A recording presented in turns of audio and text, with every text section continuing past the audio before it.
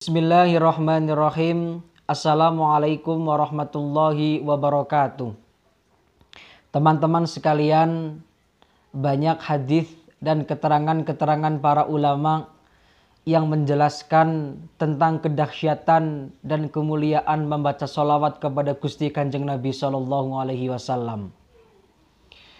Termasuk ada cerita yang termaktub dalam kitab Mukashafatul Qulub karya Imam Al-Ghazali.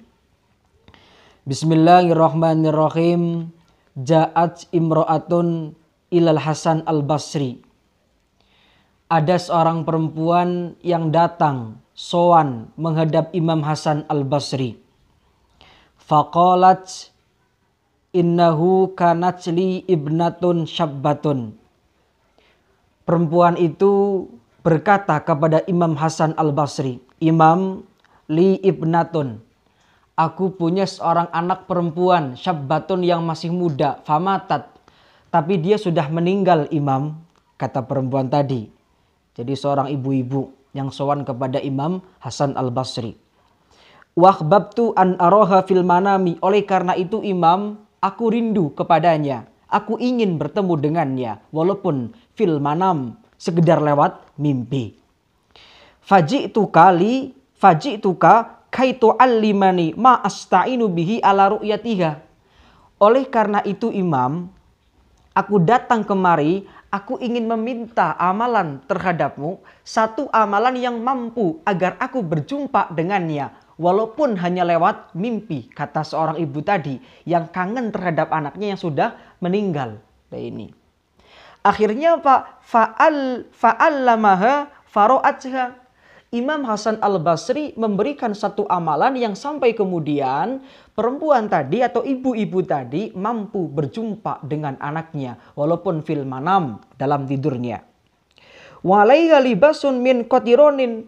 Nah, ketika seorang ibu ini mampu dengan amalan yang diberikan oleh Imam Hasan Al-Basri bertemu anaknya dalam mimpi, tapi melihat kondisi yang sangat mengenaskan, kondisi yang sangat mengerikan. Perempuannya itu sudah ada di neraka dalam kondisi baju yang dia pakai min kotironin, dari timah. Baju yang dipakai dari timah yang sangat panas. Sampai ibu itu tercengang. Kok anaknya seperti itu? Wafi unukiha al-ghillu, dan lehernya terbelenggu. Wafi rijliha al-qaidu, dan kakinya terikat. Jadi ibu sangat kaget luar biasa melihat anaknya sudah ada di neraka. Lehernya dibelenggu, kakinya diikat. Kemudian baju yang dikenakan oleh anaknya, anak perempuannya, min kotironin, dari timah. Lah ini. Jadi sangat mengerikan sekali seorang ibu yang datang sowan kepada Imam Hasan Al-Basri, rindu kepada anaknya, meminta satu amalan agar berjumpa dengan anaknya walaupun dalam mimpi. Tapi ketika bertemu anaknya dalam kondisi yang sangat mengerikan. Kemudian fa'akhbarat Al-Hasan bidzalika fahtamma. Ketika ibu ini bangun dari tidurnya, akhirnya dia menyampaikan apa yang dia alami, apa yang dia mimpikan, yang dia lihat kondisi anaknya kepada Imam Hasan Al-Basri. Fahtamma, pun Imam Hasan Al-Basri bersedih mendengarkan cerita yang disampaikan oleh seorang ibu tadi. Kemudian wa madat muddah thumma ra'aha Al-Hasan fil jannati wa ala ra'siha tajun.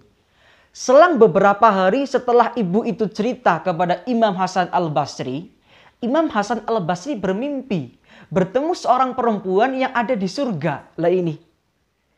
Jadi selang beberapa hari Imam Hasan Al-Basri itu mimpi berjumpa dengan seorang perempuan, perempuan itu ada di surga. Wa ala ra'siha tajun, dan bukan hanya di surga, perempuan itu memakai tajun, mahkota keagungan, mahkota kebesaran, dan dia ditempatkan di surga.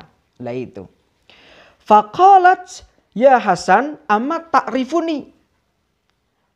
Nah, perempuan itu bertanya kepada Imam Hasan, wahai Imam, apakah kau mengenaliku? Nah ini kata perempuan tadi. Imam, ana ibnatul mar'ah, aku ini adalah anak dari perempuan, dari seorang ibu yang sowan kepadamu. Jadi seorang ibu, seorang perempuan yang sowan mendatangimu, yang ingin meminta amalan agar bertemu dengan anaknya, lah ini aku. Ya kan? Ini kata seorang perempuan yang dijumpai oleh Imam Hasan al-Basri dalam surga. Jadi ini adalah anaknya. Alati atatka. Aku adalah seorang anaknya perempuan yang datang kepadamu, yang meminta satu amalan agar dia berjumpa denganku. Lah ini aku, anaknya. Lah itu. Wa qala celaka kadza, faqala laha malladhi sayyaraki ila ma'ara. Loh, kata Imam Hasan al-Basri, kenapa sekarang kau di surga? Bukankah kemarin ketika ibumu sowan kepadaku dan dia menceritakan bahwa dia telah bertemu di neraka, kau diikat lehernya, kau dibelenggu lehernya, kau diikat kakinya, kemudian kau memakai pakaian yang terbuat dari timah, sekarang kenapa kau jadi di surga dan kau menggunakan mahkota keagungan? Malladhi sayyaraki ila ma'ara. Kenapa kau jadi seperti itu? Lah itu. Akhirnya bercerita, wahai Imam Hasan al-Basri, marra bina rajulun fasalla ala Nabi sallallahu alaihi wasallam. Wa kana fil maqbarah khamsumi'ah wa khamsuna insanan fil adabi. Ketika aku dan 550 orang itu sedang dihisab, sedang disiksa di kuburan di Maqbarah, datang satu orang laki-laki yang ziarah mendatangi kami. Jadi aku ini termasuk orang yang sedang disiksa ketika itu. Ada sekitar 550 orang yang sedang disiksa. Tapi ada satu laki-laki yang sowan, yang datang ziarah ke Maqbarah. Dia membaca satu sholawat. Dan hadiah satu sholawat itu dihadiahkan kepada 550 orang.